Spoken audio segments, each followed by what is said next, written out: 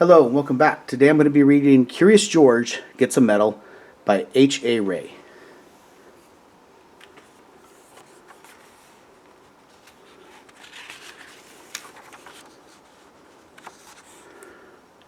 This is George. He lived with his friend, the man with the yellow hat.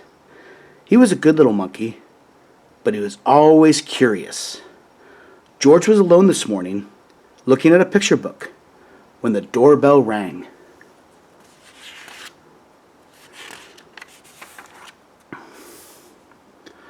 It was a mailman.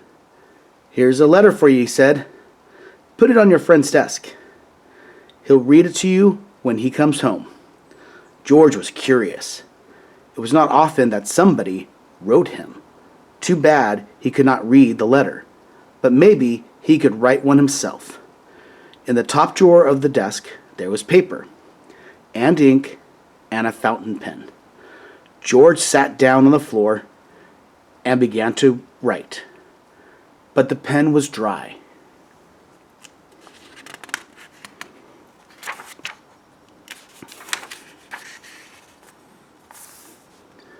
He needed ink.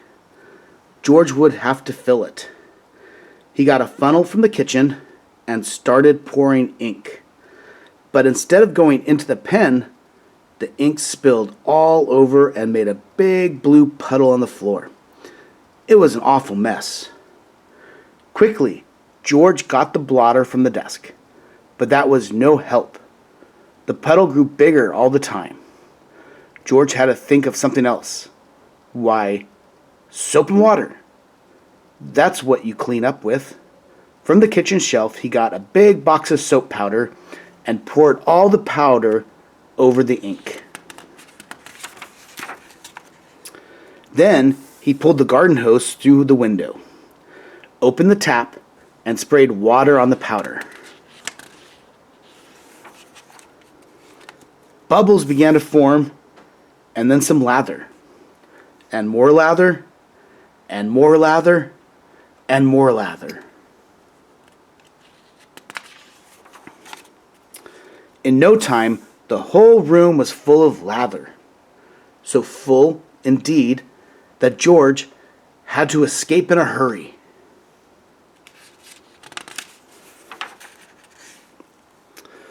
When he was safely out of the house, he first turned off the tap.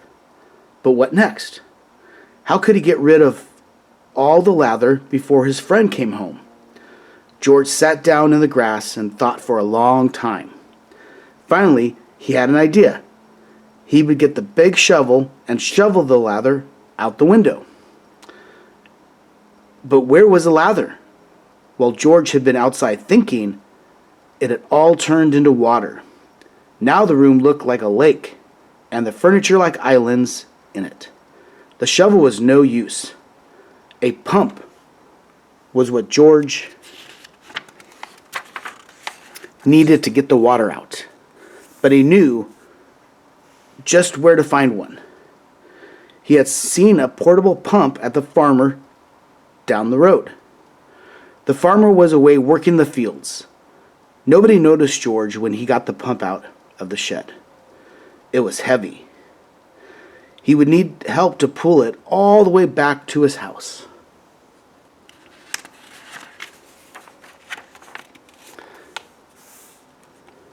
Maybe he could tie the goat to the pump and make her pull it. But just as George was about to slip the loop over the goat's head, he was hurled through the air and landed near a pen full of pigs. The biggest pig was standing near the gate. What if George opened the gate just enough to let him out? A big pig could easily pull a small pump. Carefully, George lifted the latch, and before he knew it, all the pigs had burst out of the pen, grunting and squealing, and trying to get away as fast as they could. George was delighted. He had never seen anything like it. For the moment, all his troubles were forgotten. But now, the pigs were all gone, and not a single one was left to help him with the pump. Luckily, there were cows grazing nearby. Cows were gentle and strong. It would mean nothing to a cow to pull the pump for him. This time, George was right. The cow did not mind being tied to the pump. She even let him climb on her back, and off they went. George was glad. Now he would soon be home, pump out the room, and everything would be all right. Meanwhile, the farmer and his son had heard the squealing of the pigs. They rushed home from the fields and now had their hands full catching all the pigs. Not until the last pig was safely back in the pen did they have time to look around. And what did they see? A little monkey riding on their cow, making off with their pump. The chase was on. George and the cow were ahead at first, but the pump was slowing them down. The farmers were getting closer and closer. Now, they had almost caught up with him. But where was George?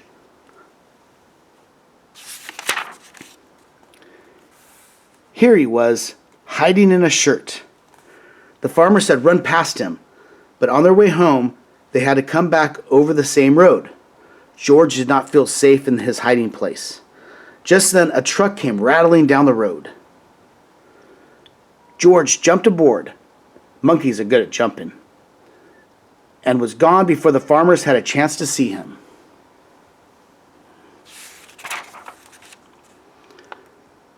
The truck drove to a part of town that George had never seen before.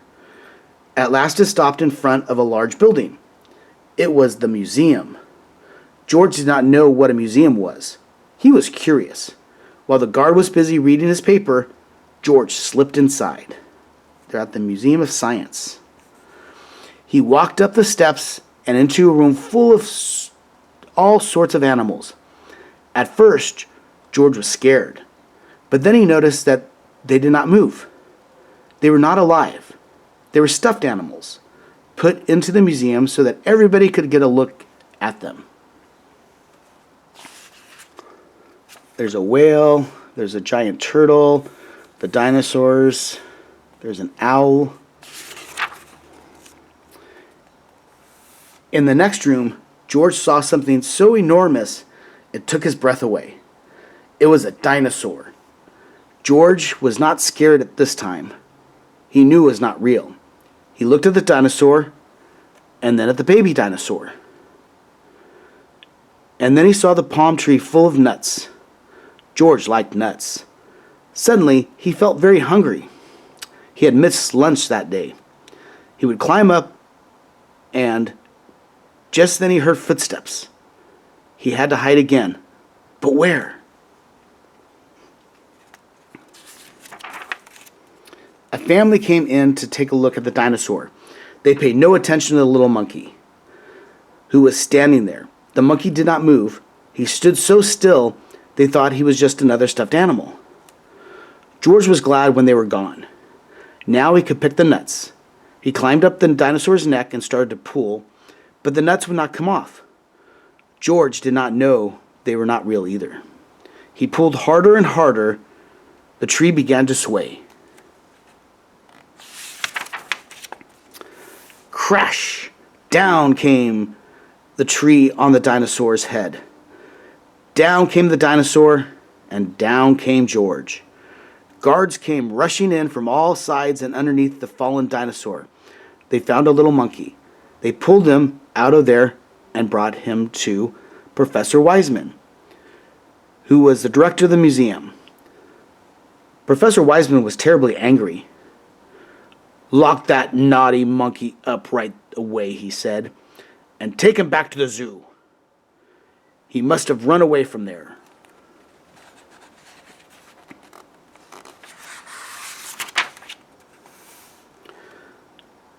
George was carried off in a cage. He felt so ashamed, he almost wished he were dead. Suddenly the door opened. "George!" somebody shouted. It was his friend, the man with the yellow hat. "It seemed you got yourself into a lot of trouble today," he said. "But maybe this letter here will get you out of it. It's from Professor Wiseman.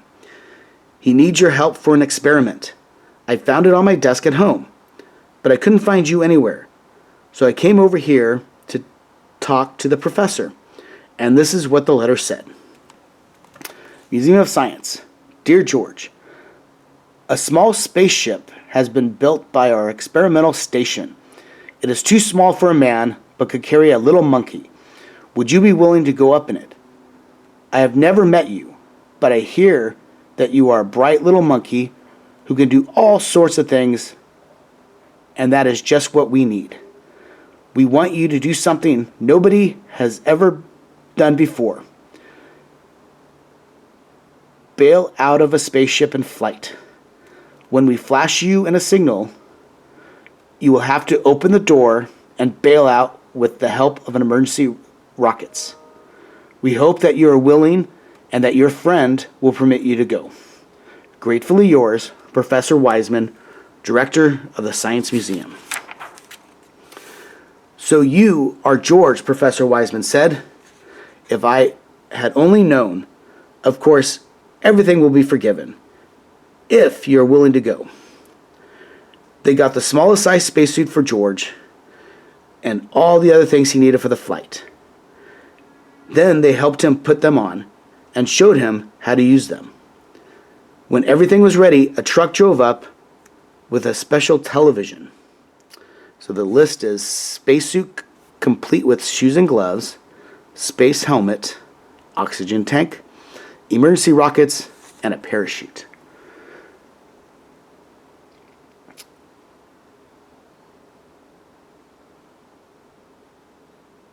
When everything was ready, a truck drove up with a special television screen mounted on it to watch the flight. They all got on and were off to the launching site. They checked all the controls of the spaceship, especially the lever, and opened the door. George tried it too.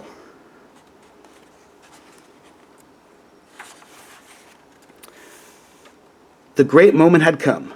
George waved goodbye and went aboard. The door was closed.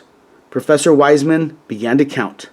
5, 4, 3, 2, 1, go! He pressed the button and the ship rose into the air, slowly first, and then faster and faster and higher, until they could no longer see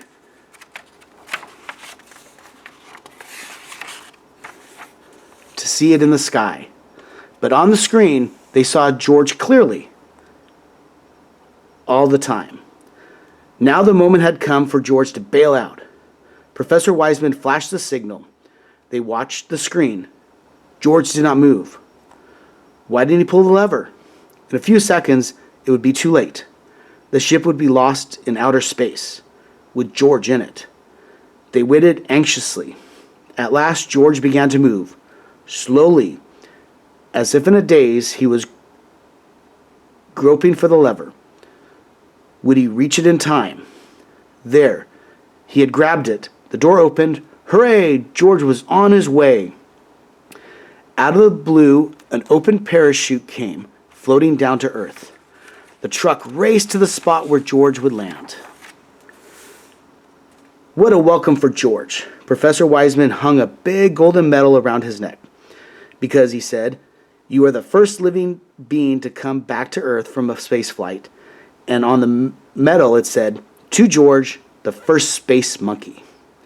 Then a newspaperman took his picture, and everybody shouted and cheered. Even the farmer and his son, and the kind woman from next door, who had worked for hours to get the water out of the room. I'm proud of you, George, said the man with the yellow hat. I guess the whole world is proud of you today. It was the happiest day in George's life. The end.